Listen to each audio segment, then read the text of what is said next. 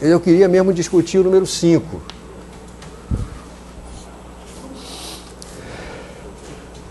Que é o seguinte, nós vamos, nessa questão, vamos discutir o que acontece com a entropia do universo no processo de aquecimento produzido pelo Sol.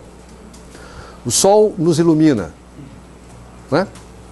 Então aqui está alguns dados típicos da iluminação com que o Sol afeta a Terra, né? Esses dados são reais. Então, o Sol entrega aproximadamente 1000 watts de potência a cada metro quadrado da superfície da Terra. Isso aqui é a energia que de fato é absorvida pela superfície, tá? Na verdade, a temperatura da superfície, aí tem lá dados sobre a temperatura da superfície solar, outra vez todo físico sabe disso, né? Qual é a temperatura da superfície do Sol? Todo físico sabe disso. Também não vou dizer isso para você, né? É a última vez que eu estou dizendo. E a temperatura da Terra.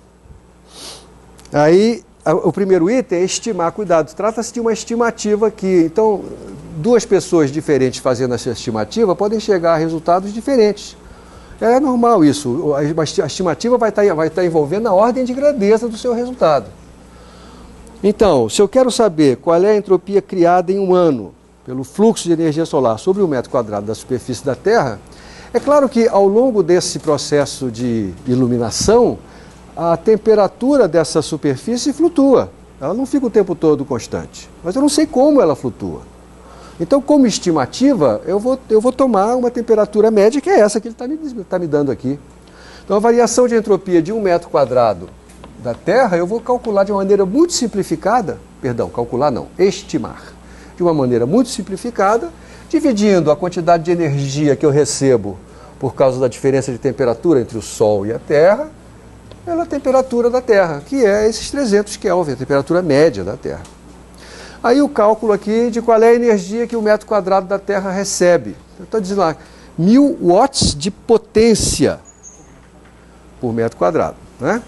Então, 1000 watts a potência é energia por tempo.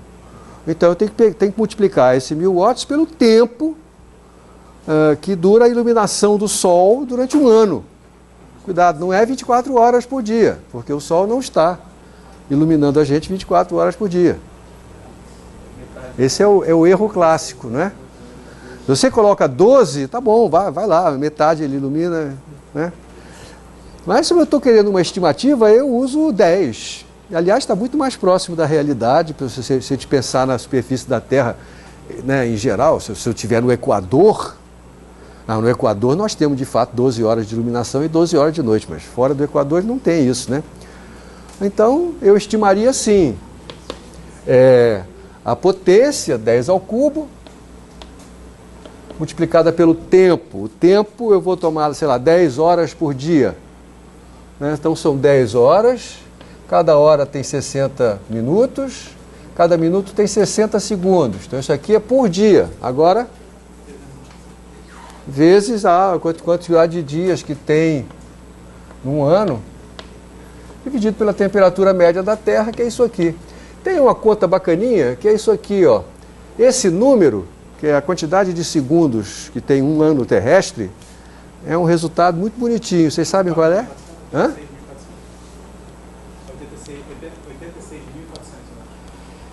Não. Hã? Não é não. É um número tão bonitinho. Eu não me canso de mostrar isso. Aliás, está faltando 24 aqui.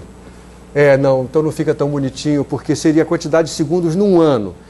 Vocês sabem o que acontece se você multiplicar isso aqui por 24? Você sabe qual é o resultado? Dá π vezes 10 a 7, com 3 significativos. O que é um resultado maravilhoso, né? Porque π vezes 10... Quando você está falando de movimentos circulares, o π vai aparecer, e aí o π... Enfim. Aí.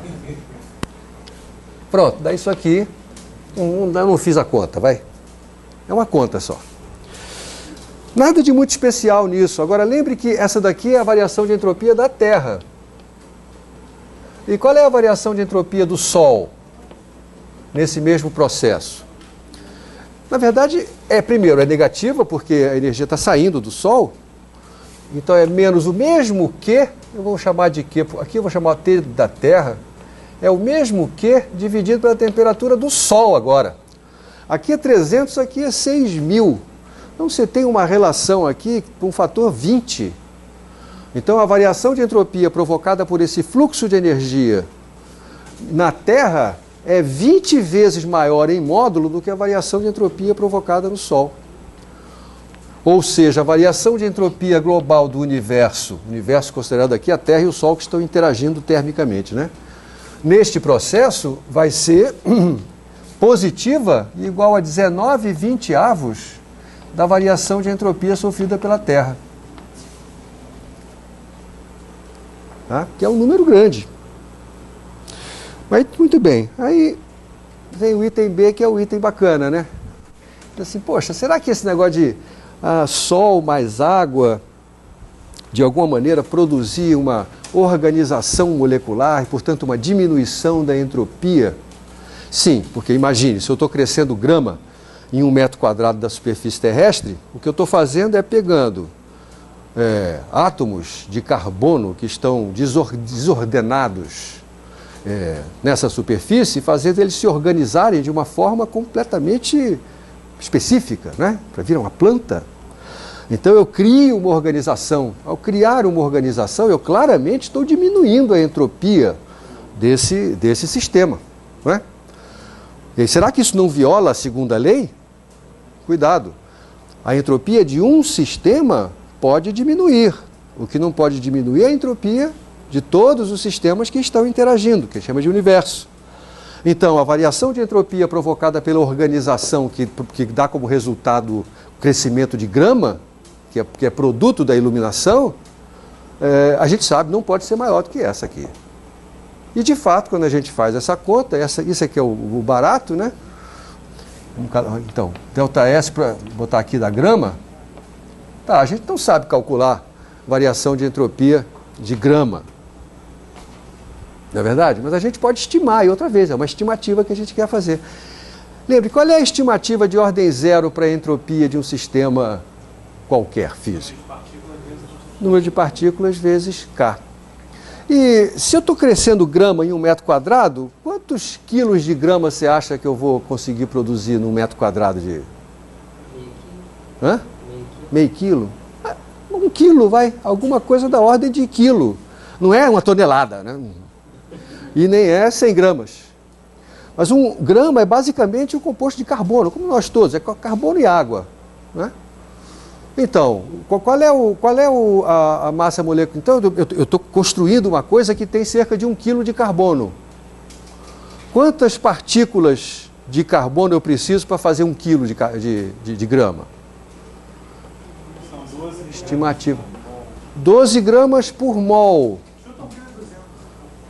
Chuta 1,2 kg, que dá 1.000 mols. 1.000 mols, né? Então, a variação de entropia da grama, eu vou estimar assim.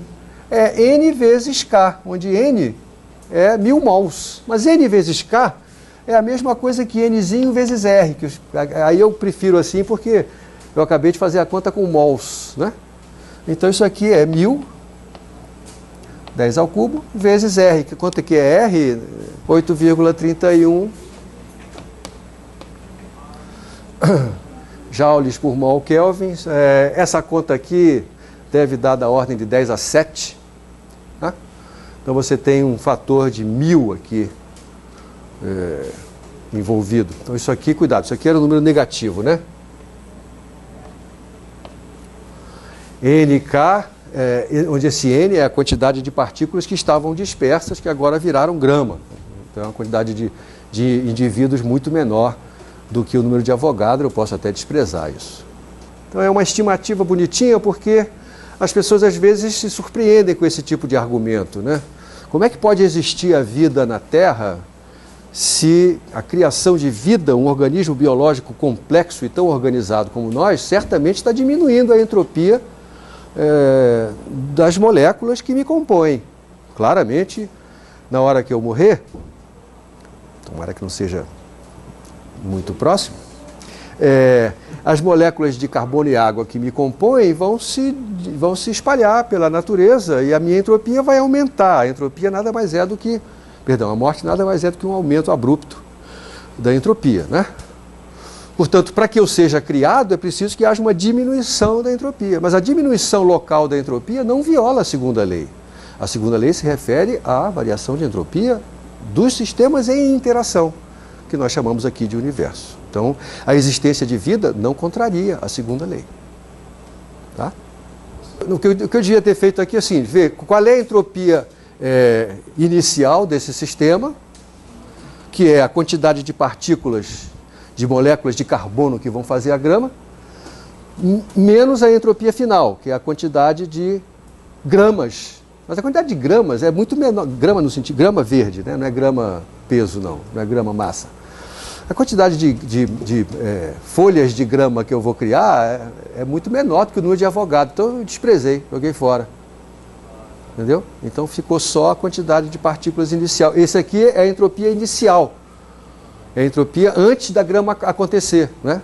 Das partículas de carbono, das moléculas ou átomos de carbono que no final vão compor as folhinhas de grama.